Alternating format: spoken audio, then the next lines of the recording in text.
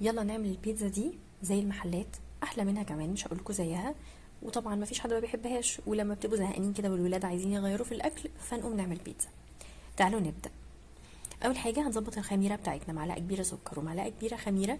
هنحط عليهم كوبايه من الميه الدافيه، وهنسيبها لحد ما تعمل فقاقيع ونتاكد ان الخميره اشتغلت معانا. بعد كده هنزل بالمكونات الجافه دول: 3 كوبايات ونص من الدقيق منخول، حطيت عليه رشه ملح، وهحط كمان ربع كوبايه من اللبن البودره. لو ما عندكوش استغنوا عنها عادي جدا، بس لما بيبقى موجود عندي بحطها. وكمان ربع كوبايه من الزيت العادي او زيت الزيتون. وبالراحه بقى كده بايديكوا او في العجان، هقلب الاول على الهادي علشان الدقيق يعني بيزعل كده ويروح في كل مكان. وبعدين وانا بشتغل هزود بالتدريج ميه حبه بحبه. لما تعملوا اي عجينه خليكوا دايما بخلة قوي في موضوع السائل ده، علشان العجينه ما تبقاش شربت ميه كتير وتضطروا تزودوا في دقيق. فمن الاول خلوا الموضوع كده حبه بحبه، يعني معلقتين بمعلقتين. الثلاث كوبايات ونص دول خدوا مني الكوبايه الاولانيه اللي حطيناها مع الخميره، وكمان 3/4 كوبايه تقريبا. طبعا حسب نوع الدقيق بيختلف، فممكن تحتاجوا اقل او اكتر، فعلشان كده خليكوا واحده واحده لحد ما بس تلم معاكم.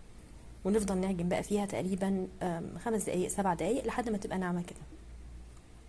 رشه زيت وهحطها في الحله بتاعتي واسيبها لحد ما تخمر. طبعا حسب الجو بتاعكم، لو دافي او ساقع. لو مستعجلين عليها دفوا الفرن وحطوها فيه. بعد ما خمرت، شايفين بقت عامله ازاي؟ انا بحب المرحله دي قوي، اللي هي بنفضي الهواء منها كده. قسمتها على نصين، هعمل واحدتين من البيتزا حجم متوسط، او خلوها زي ما هي كبيره في صينيه واحده وتبقى حجم لارج. هنحط بقى الصينيه بتاعتنا ونفرش فيها دقيق السيمولينا، او اللي هو الدقيق السميد بتاع البسبوسه، بيديها قرمشه من بره زي بتاعه الجاهزه بالظبط. تفردوها بقى بالنشابه او بايديكوا كده زي ما انتوا عايزين. ممكن تسيبوها برضو ترتاح شويه قبل ما تحطوها في الفرن. طبعا انا في المرحله دي لازم اكون مسخنه الفرن، علشان البيتزا لازم تتحط في فرن سخن. ده من اسرار ان هي تنجح وتسويتها ما تاخدش منكم وقت وتطلع مظبوطه، ما تبقاش ناشفه. حطيت عليها صلصه بيتزا، عملتها في الفيديو اللي فات، حلوه جدا وسهله. واحده عملتها بالبيبروني، ودي هعملها باللحمه المفرومه، كانت متعصجه عندي اصلا. حطيت عليها شويه كده من صوص الباربيكيو واي خضار موجود عندكم. طبعا الاضافات دي بتاعتكم. شويه بقى موتزاريلا.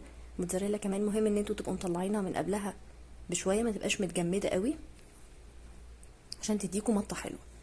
هبص عليها من تحت، بتاخد تقريبا 10 دقايق في الفرن. بعد ما تحمر بقى هولع عليها شوايه عشان كمان تاخد لون من فوق، وبس خلاص. يعني طبعا شكلها يغني يا جماعه عن اني اوصف بجد فيها. جربوها، واي حد البيتزا ما بتنجحش معاه هي سهله جدا، التكات اللي فيها بسيطه قوي.